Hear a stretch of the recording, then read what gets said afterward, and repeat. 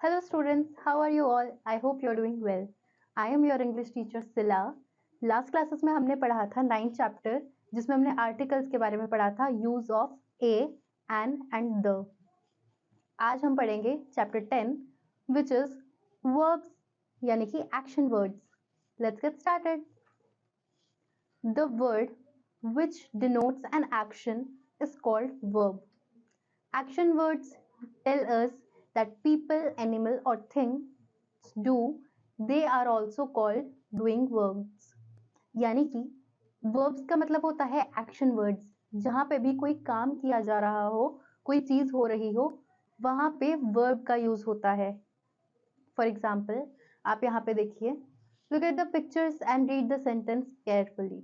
अब आप यहाँ पे नीचे देखिए, कुछ पिक्चर्स दिए गए हैं और सेंटेंसेस हैं, उन्हें एक बार हम पढ़ते हैं और समझते हैं। नमन इज ईटिंग, नमन जो है वो खाना खा रहा है। Chinki is writing a letter, Chinki जो है वो एक लेटर लिख रही है। रोहित इज बेदिंग, यानी कि रोहित जो है वो नहा रहा है। पारस इज स्किपिंग, पारस जो है वो रस्सी कूद रहा है। Shweta dances, the sun shines, birds fly, the boy swims, boys play in the park, the horse runs fast. तो यहाँ हमने देखा कि हम वर्ब्स की बात कर रहे हैं, यानी कि एक्शन वर्ड्स जहाँ पे कुछ ना कुछ काम होता है या हो रहा है। ठीक है, हो रहा है यानी कि जब प्रेजेंट टेंस में है तो आईएनजी का यूज हो रहा है वहां पे। प्लेइंग, ईटिंग, बेथिंग, ठीक है। लेकिन कुछ वर्ड जैसे हैं जहाँ पे आईएनजी का इस्तेमाल नहीं किया गया है, उन वर्ड्स को ही अलग तरीके से लिखा गया है, जिससे हमें ये समझ आ रहा है कि वो जो काम है वो या तो होता है या हो रहा है। किसी काम के होने का जो हमें रीजन दे रहा है जो सेंटेंस, उसका यही मतलब है कि या तो उसमें आईएनजी आएगा, वो काम हो रहा है प्रेजेंट में, या फिर उस वर्ड को अलग तरीके से लिखा जाएगा जिससे हमें ये समझ में आएगा कि ये काम होता है या हो रहा है। आगे देखिए बच्चों, the words eating, writing, bathing, skipping, dances, shines, fly, swims, plays and runs are action words. यानी कि ये वर्ड्स जो सारे मैंने अभी आपको बताए हैं, हमने ऊपर डिस्कस किए हैं, ये सभी वर्ड्स क्या हैं? एक्शन वर्ड्स हैं। यानी कि इनमें सभी वर्ड्स में कुछ ना कुछ काम हो रहा है या होता है। They show actions, so they are verbs. verbs tell us about what the nouns does, यानी कि verbs का क्या काम है। verbs का ये काम है कि वो हमें ये बताएं कि noun क्या कर रहा है। noun कुछ भी हो सकता है, वो इंसान हो सकता है, वो जगह का नाम हो सकता है, वो किसी चीज का नाम हो सकता है।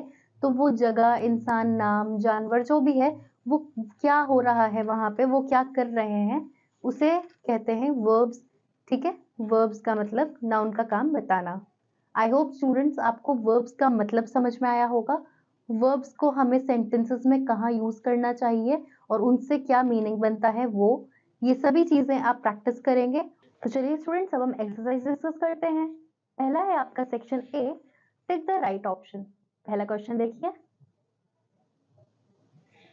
Which of the following words is a verb. यहाँ पर आपको कुछ वर्ड्स दिए गए हैं, इनमें से आपको बताना है कि वर्ब कौन सा है।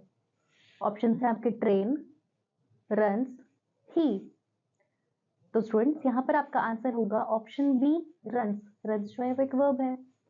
दूसरा देखिए, which of the following is not a verb. अब इनमें से जो आपको कुछ हम ऑप्शन देंगे उनमें से वर्ब कौन सा नहीं है।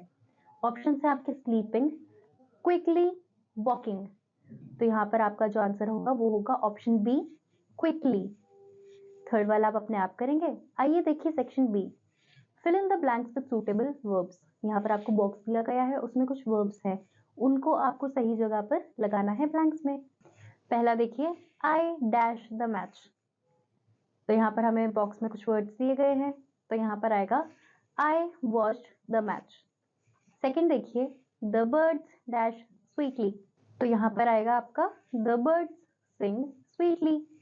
थर्ड है देखिए, a tiger dash very fast. यहाँ पर आप लिखेंगे a tiger runs very fast.